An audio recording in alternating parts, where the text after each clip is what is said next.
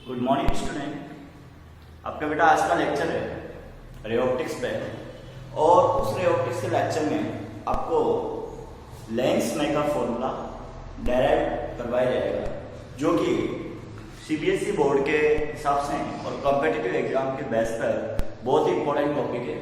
ठीक है, तो फर्स्ट ऑफ ऑल आप कंप्लीट वीडियो को देखना, देन उसके बाद नोट्स से नोट करना है। ठीक है, तो लीजिए फर्स्ट टॉपिक आज का lens maker formula, very very important. Lens maker formula, ठीक है, बहुत ही ज्यादा इंपॉर्टेंट टॉपिक है। और लेंस मेकर फॉर्मूला के अंदर आपको जो मैंने प्रीवियस टॉपिक लिया था reflection through single spherical surface, उसी को यहाँ पे यूज करेंगे। लेकिन फर्स्ट ऑफ ऑल आपको एक डायग्राम बनाया जा रहा है जिसमें कॉन्वेक्स लेंस को लिया जा रहा है बाय कॉन्वेक्स लेंस। देखिए, ये तो आपके पास प्रिंसिपल एक्सिस है, और प्रिंसिपल एक्सिस के बेस पर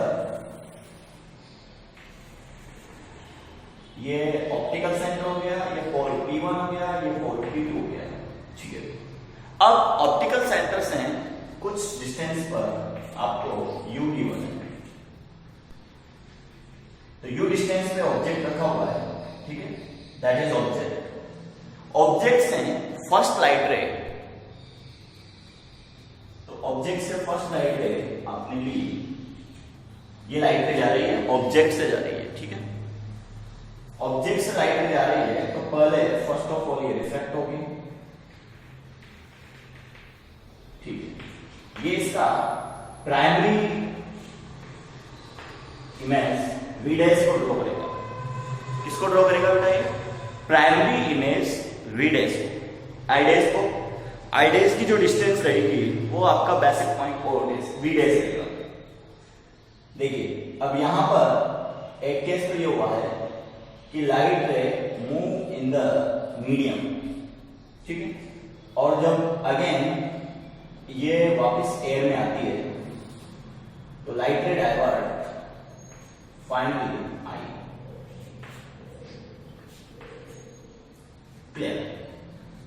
यहां पे डायग्राम दिया गया है जिसमें first of all 3 light rays available है। कौन कौन सी? सबसे पहले जो ऑप्टिकल सेंटर पे जा रही है, सॉरी ऑब्जेक्ट से जा रही है, तो ये इंसिडेंट लाइट रे है। यहां पे आप इसको एयर मीडियम लेंगे। ठीक है, ये लेंस का मीडियम हो जाएगा,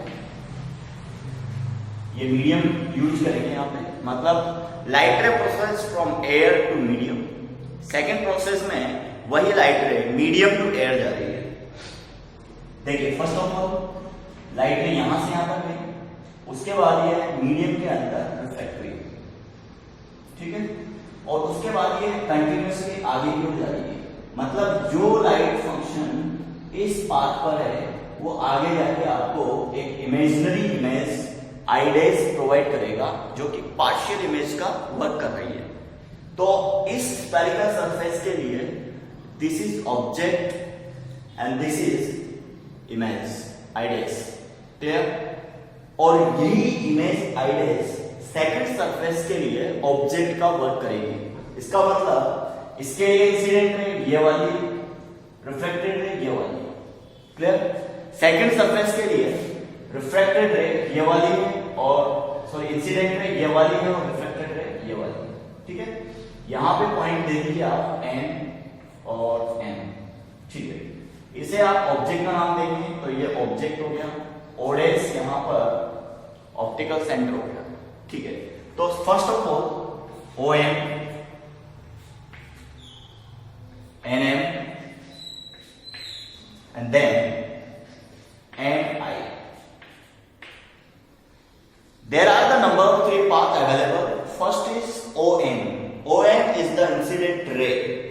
ON क्या है बेटा? यहाँ पे इंसिडेंट रे है। O से N तक प्राइमरी रे इंसिडेंट हुई है। ठीक है, इस सरफेस से, फर्स्ट सरफेस से N to N light ray आ रही है, तो N टू N क्या होगी? जो फर्स्ट रे आ रही है उसका रिफ्लेक्टेड रे होगा, जो आगे जाके आपको आई डैश प्रोवाइड करेगी। इसका मतलब सिंगल स्फेरिकल सरफेस से जो रिफ्रैक्शन अप्लाइड होगा वो केवल फर्स्ट सरफेस के लिए लागू होगा जब लाइट रे एयर टू मीडियम जा रही है। क्लियर? उसके बाद NM इज द लाइट रे, इंसिडेंट रे कंसीडर होगी सेकंड सरफेस के लिए, और MI इज द एग्जिट रे और कंप्लीटली रिफ्रैक्टेड रे। क्लियर? तो यहां पर आपको फर्स्ट ऑफ ऑल ये बताया गया है कि lens placed in air medium. Clear? सबसे पहले lens placed in air and lens है वो द मीडियम। क्लियर? अब देखिए यहां पे आप यूज करेंगे n1 इज इक्वल टू 1 और मीडियम के लिए n2 is equal to n, ये यूज होगा। देखिए डेरिवेशन स्टार्ट करते हैं बेटा। We know that refraction from single spherical surface, तो फॉर्मूला आपके पास आता है n2 upon v minus n1 upon u is equal to n2 minus n1 upon r। ठीक है? लेंस की यहां पे अगर साइन कॉन्फ़िगरेशंस हैं, लेंस को कंसीडर करें तो देखिए this is first spherical surface and provide in this direction of radius of curvature। Clear? Right hand side पे जो काउंट होगा वो r1 पॉजिटिव होगा, क्योंकि ये इस साइड ओपन हो रहा है, तो राइट हैंड साइड पे जो ओपन होगा तो पॉजिटिव एक्सिस पे रेडियस ऑफ कर्वेचर काउंट होगी। ठीक है? This spherical surface open in the left side. Left side पे जो r2 काउंट होगा वो नेगेटिवली काउंट होगा as per the sign configuration rule. Clear? तो यहां पर ये फॉर्मूला यहां पे लागू होगा। अब इस फॉर्मूले में केस नंबर 1 लागू करेंगे। यहां लिखेंगे व्हेन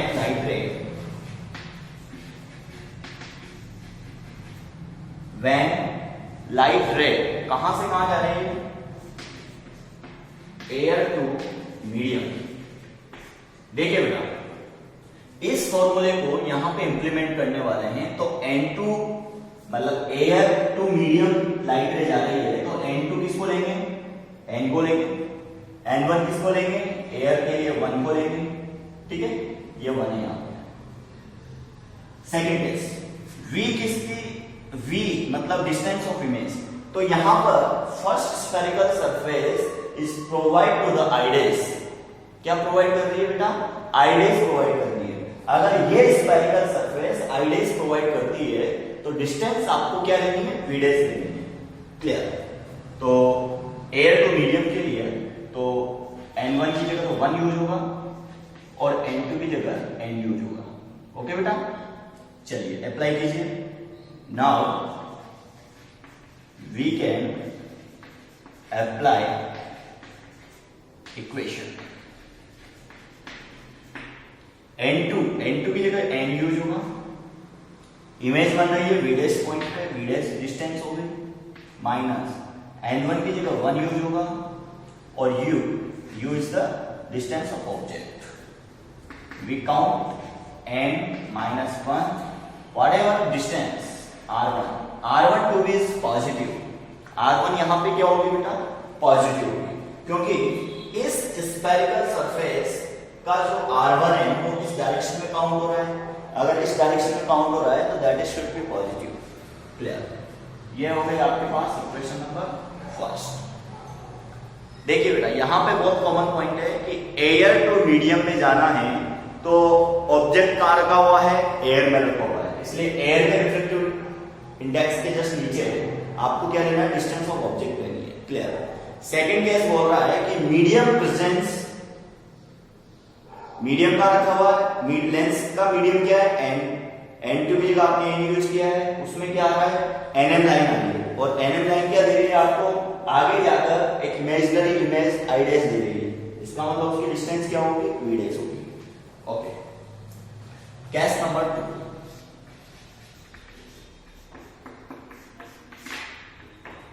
केस 2 में आप लिखेंगे व्हेन लाइट रे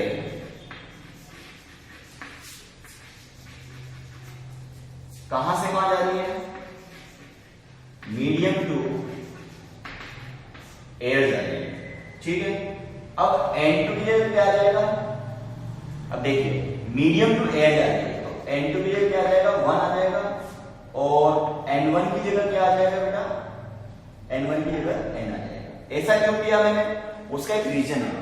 जो NM लाइन आपको आईडेस प्रोवाइड कर रही है और ये आईडेस अब ऑब्जेक्ट का वर्क करेगी, मतलब ON लाइन आपके किसी भी काम की नहीं है, आपके अब NM लाइन से मतलब है, तो NM क्या होगा, आईडेस होगा, ठीक है।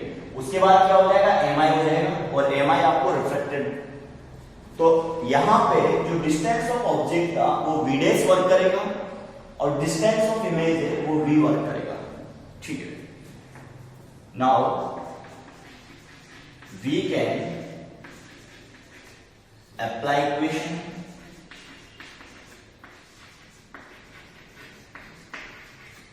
we can apply equation n upon v dash। तो अब यहां पर जो एप्लीकेशन अप्लाई होंगे वो रिवर्सिबल प्रोसेस में लगेगी, मतलब मीडियम में n1 यूज होगा, एयर के अंदर n2 यूज होगा। तो जनरली आप क्या लगेंगे, n2 upon v, clear, minus medium में क्या रखा हुआ है, n रखा हुआ है, मीडियम क्या होगा, n होगा, और n में क्या रखा है, object, that is v dash, ठीक है, इज इक्वल टू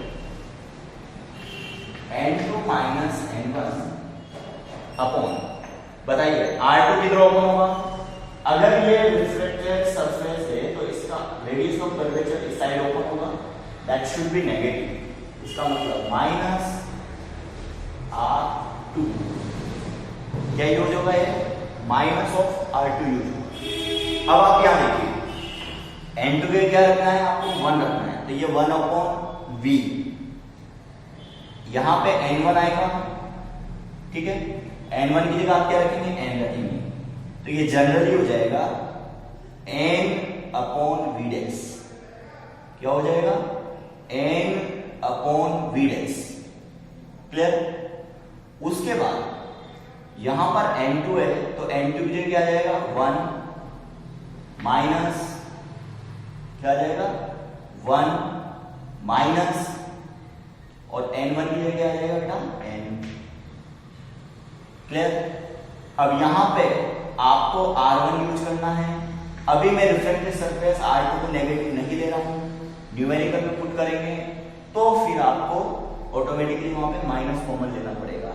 तो देखिए अभी इसको सिंपल R2 लेके देखिए, ऑटोमेटिकली यहाँ n-1 की टर्म्स बनेगी, जबकि यहाँ क्या बनेगी, 1 माइनस n की टर्म्स बनेगी।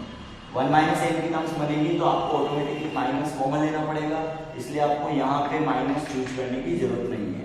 R2 शुड बी नेगेटिव, तो R2 नेगेटिव न्यूमेरिकल ऑर्डर में लेंगे, तो इसमें वैल्यूज पुट कर दीजिए। N2 की जगह आप पुट करने वाले हो, आप बताइए, N2 की जगह आप 1 पुट करने वाले, ये हो जाएगा 1 अपॉन, क्या हो जाएगा, 1 अपॉन बी माइनस, ठीक है, N1 की जगह क्या पुट करेंगे, N, तो ये हो गया N upon B dash is equal to 1 minus N upon R2। देखिए सबसे बड़ी बात, कॉमन पॉइंट, मैंने आपको जो नोट्स भेजा है उस नोट्स में पहले यहाँ n था, क्लियर, और यहाँ 1 था, लेकिन रिवर्सिबिलिटी ऑफ फ्लाइट अप्लाई करेंगे तो वापस आप इस इक्वेशन पे आ रहे हैं, तो या तो उस प्रोसेस से भी आप देख सकते हैं, इस प्रोसेस से भी देख सकते हैं, दोनों कॉमन पॉइंट है। हाँ बस इतना सा डिफरेंस है कि यहाँ n-1 बन रहा है, तो इसको भी n-1 बनाने के लिए आपको माइनस कॉमन लेना पड़ेगा, तो ये चला 1 upon B minus n upon B dash is equal to minus common लिया n-1 अपॉन R2, क्लियर। यहाँ भी n-1 अपॉन R1 है, यहाँ भी n-1 अपॉन R2 है, लेकिन वो नेगेटिव ऑर्डर का गया। देखिए n upon B dash minus n upon B dash है, तो इक्वेशन नंबर फर्स्ट और इक्वेशन नंबर 2 को आप ऐड कर सकते हो। नोट्स जो भेजे गए हैं उसमें एक थोड़ा सा वेरिएशन इस पार्ट पे, पहले यहाँ पे 1 रखा हुआ है, फिर आपने उसको मीडियम टू एयर अप्लाई किया तो रिवर्सिबिलिटी ऑफ लाइट अप्लाई होगा, लेकिन मैंने जब यहाँ पे आपको मीडियम की जगह n1 की जगह n लिखवाया और एयर में n2 की जगह 1 लिखवाया, तो ये ऑटोमेटिकली मैंने रिप्लेस कर दिया। रिप्लेस करते हैं। पहले आपको जो इक्वेशन मिल रही थी उसमें रिवर्सिबिलिटी ऑफ अप्लाई करेंगे तो इसी इक्वेशन पे आके आप रुक जाते हैं। तो आपका पार्ट आप कैसे भी पार्ट को सोल्व कर सकते हैं। यहाँ पे मैंने जो समझाया है उसमें पहले ही मेंशन कर दिया भाई एयर के अंदर N1 1 यूज होगा, मीडियम में N2 N यूज होगा, मीडियम में N1 N यूज होगा और एयर में N2 1 यूज होगा। ऐसा क्यों हो रहा है उसका एक रीजन है। देखिए पहले जो ऑब्जेक्ट रखा हुआ है वो एयर के अंदर रखा हुआ है, सेकेंड जो इमेज बनी है वो मीडियम पार्ट पे बनी है। NM लाइन यहाँ पे इसी पार्ट को रिप्रेजेंट कर रही है। हाँ NM लाइन बाहर आगे बढ़ा है तो आइडेस प्रोवाइड कर रही है, वो आइडेस इस सेकंड सरफेस के लिए ऑब्जेक्ट का वर्क करेगी। इसलिए मीडियम में क्या आ गया, ऑब्जेक्ट आ गया और एयर के अंदर क्या बन रही है, इमेज बन रही है। That is the part of equation 2, that is the part of equation first spherical surface में अप्लाई किया तो इक्वेशन फर्स्ट मिली, सेकंड स्फेरिकल सरफेस में अप्लाई किया तो इक्वेशन नंबर 2 मिल रही है। अब आपको क्या करना है, अब आपको यह करना है कि दोनों इक्वेशन को ऐड ऑन कीजिए। ठीक है, दोनों इक्वेशन को ऐड करेंगे।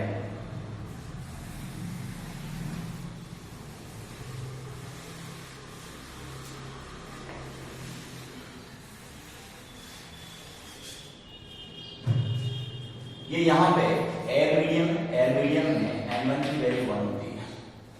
Now add to the equation first and equation second add कीजिए। n upon B dash minus 1 upon Q plus 1 upon B minus n upon B dash is equal to n minus 1 upon r1। इसको add on करेंगे तो ये minus साथ में आएगा इसलिए minus n minus 1 upon r2। Clear? आप derivation को अच्छे से समझिए, डेरिवेशन बहुत इंपॉर्टेंट है, मेजर क्वेश्चन में आता है। देखिए यहां से ये कट गया, बचा गया आपके पास minus 1 upon q is equal to n minus 1 common 1 upon r1 minus 1 upon r2। एक इक्वेशन तो ये आपकी जनरेट होगी। देखिए बेटा मैंने आपको पहले बता दिया जब आप न्यूमेरिकल करेंगे तो r2 की वैल्यू वहां पे नेगेटिव लेंगे। यही रीजन है कि डेरिवेशन में मैंने माइनस r2 पुट नहीं किया है। क्लियर?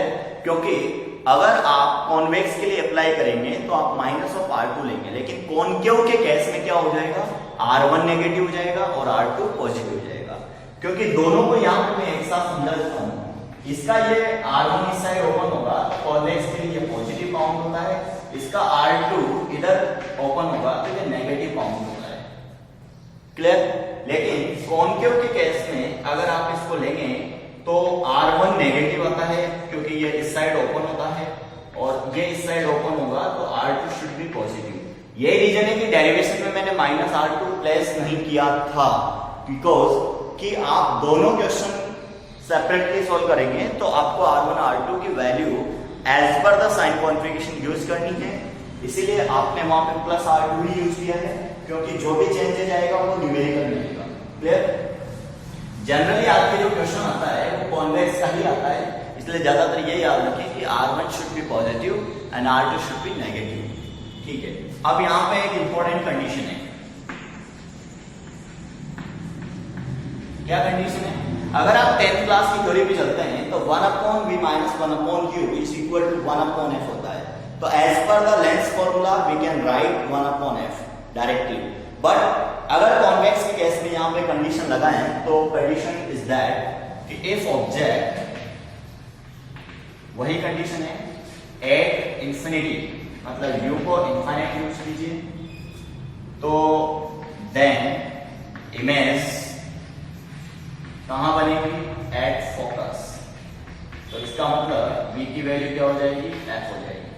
ठीक है, 1 upon f minus 1 upon infinite is equal to n minus 1 upon r1 minus 1 upon r2। बताइए 1 अपॉन इनफाइनाइट क्या होता है, 0 होता है। तो what is your right answer, 1 upon f बराबर n minus 1 upon r1 minus 1 upon r2। That is your finalized answer. Clear? तो यहाँ पे स्टूडेंट अगर मान लो इस कंडीशन को रिमाइंड नहीं कर पाओ तो सिंपल है 10th क्लास का फॉर्मूला अप्लाई कर दो कि we know that the lens relation या लेंस फॉर्मूला जैसे मिरर फॉर्मूला होता है वैसे लेंस फॉर्मूला भी होता है ना, तो 1/v minus 1/u directly 1/f से रिप्लेस करके और आगे बढ़ जाओ। क्लियर? ये तो एक कंडीशन सेटिस्फैक्टरी कंडीशन है, उसको रिप्रेजेंट करते हुए यहाँ पे फॉर्मूला गिवन है कि 1/f is equal to n minus 1 1/r1 minus 1/r2। That is the most important point, most important topic in 12th class और as per as NEET and JEE इस पे बहुत ज्यादा इंपॉर्टेंट ऑब्जेक्टिव क्वेश्चन आते हैं। Clear? अब देखिए जो सबसे बड़ी बात है मैं आपको यहाँ समझाता हूँ कि इस फॉर्मूले के अंदर आप f काउंट कर रहे हैं। देखो दोनों को यहाँ पे क्लेरिफाई कर देते हैं। एक तो होता है बेटा मिरर और एक होता है लेंस। ठीक, मिरर के अंदर क्या बताया गया है कि सर स्मॉल f की वैल्यू होती है r/2। क्लियर? और यहाँ पे क्या बताया है small f is equal to n minus 1 1/r1 minus 1/r2। जो मोस्ट कॉमन पॉइंट आता है सबसे पहले पूछा जाता है क्या मिरर के अंदर फोकल लेंथ मीडियम पे डिपेंड करेगी? नहीं, केवल f की वैल्यू r/2 होती है। r belongs to the size and shape, इसका मतलब किस पे डिपेंड करती है? केवल शेप एंड साइज पे डिपेंड करती है। ओके, सेकंड केस है क्या लेंस के अंदर फोकल लेंथ मीडियम पे डिपेंड करेगी? यस, इसमें r1 minus r2 side configuration दे रहा है बट n माइनस 1 n जो आ रहा है वो refractive index of medium for Lenz. Medium construction में जो इंडेक्स यूज हुआ है रिफ्रैक्टिव इंडेक्स उसका n यहाँ पे यूज हो रहा है। क्लियर? यहाँ पे मोस्ट कॉमन पॉइंट है कि अगर मान लो लेंस एयर के अंदर रखा हुआ है, अभी आपने एयर के अंदर रखा है तो इसलिए 1n2 is equal to n2/n1 n/1। मतलब यहाँ पे जो यूज हो रहा है अभी as per the trick 1n2 मतलब n2/n1 n2/n/1। अभी जो रिफ्रैक्टिव इंडेक्स यूज हुआ है वो कंप्लीटली एयर के रेफरेंस में हुआ है। क्लियर? इसलिए मैं डायरेक्ट इसको n रख रहा हूं। लेकिन इसी के बाद एक मोस्ट कॉमन पॉइंट होता है कि when this lens placed in liquid, तो आप क्या करेंगे? लिक्विड के अंदर क्या हो जाएगा? यहाँ एयर का है तो n1 की जगह यहाँ पे आ जाएगा n लिक्विड। क्लियर? अब देखिए पहले n/1 था, अब n/ लिक्विड हो गया। लिक्विड आते ही टोटल रिफ्रैक्टिव इंडेक्स क्या हो जाएगा? डिक्रीज हो जाएगा।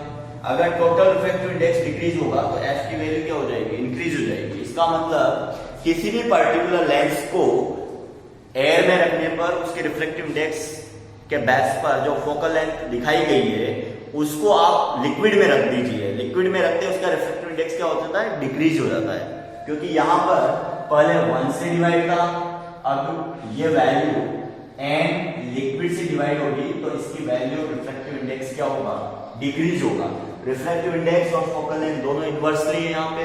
अगर ये डिक्रीज होता है तो फोकल लेंथ क्या होगी बेटा? इंक्रीज होगी। तो हमेशा राइट आंसर है, बिना सोचे समझे डायरेक्ट आंसर दे देना कि किसी भी लेंस को एयर मीडियम से हटाकर किसी दूसरे मीडियम में ले जाने पर या लिक्विड में ले जाने पर ऑटोमेटिकली आप कह सकते हैं कि फर्स्ट रिफ्रैक्टिव इंडेक्स क्या हो जाएगा? डिक्रीज होगा, फोकल लेंथ इंक्रीज होगी। कभी कभी ऐसे क्वेश्चन आते हैं कि एक ऐसा लेंस है जिसे ऐसे लिक्विड में डुबो दिया जाए कि लेंस क्या हो जाए? अनविजिबल हो जाए, अदृश्य हो जाए, लेंस ही नहीं दिखाई दे। तो वो केस कौन सा है? सर इसमें n2 और n1 दोनों आपस में क्या कर दो? बराबर कर दो। क्लियर? वो एक ही कंडीशन है कि लिक्विड का रिफ्रैक्टिव इंडेक्स लेंस के मीडियम के रिफ्रैक्टिव इंडेक्स के बराबर हो जाए।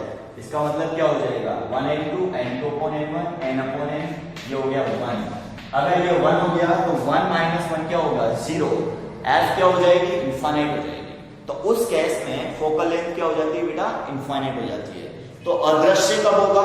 लेंस गायब कब होगा? लेंस दिखाई नहीं देगा। ऐसा केस कब आएगा? जब मीडियम का रिफ्रैक्टिव इंडेक्स उस लिक्विड के रिफ्रैक्टिव इंडेक्स के बराबर हो जाए। तो यहां पर 3 मोस्ट पॉइंट बताएं। पहला, लेंस की focal length medium plus size and shape पर डिपेंड करती है। सेकंड, लेंस को एयर मीडियम से उठाकर अगर किसी लिक्विड में डुबो दिया जाए, इमर्ज्ड इन अ लिक्विड, तो फोकल लेंथ ऑलवेज इंक्रीज होगी।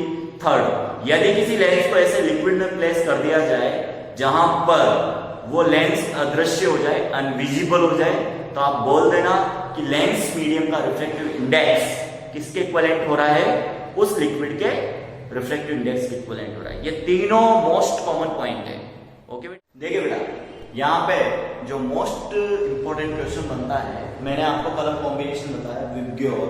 जब आप प्रिज्म से डिस्पर्शन करते हो 10th क्लास के अंदर आपने पढ़ा होगा the refraction from a prism.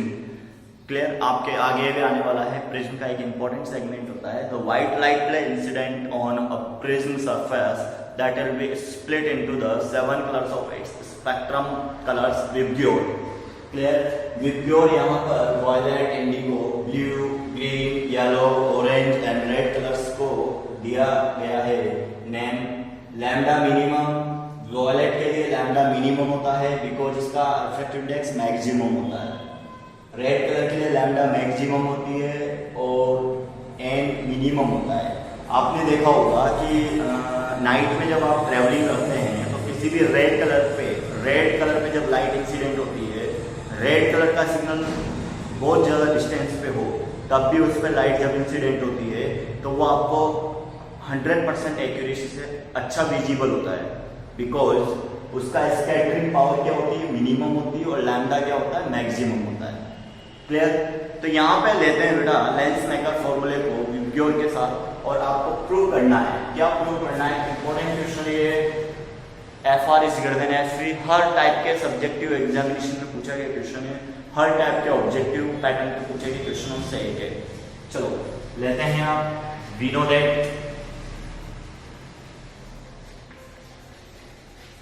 ठीक है, we know that 1/f is equal to n minus 1/r1 minus 1/r2।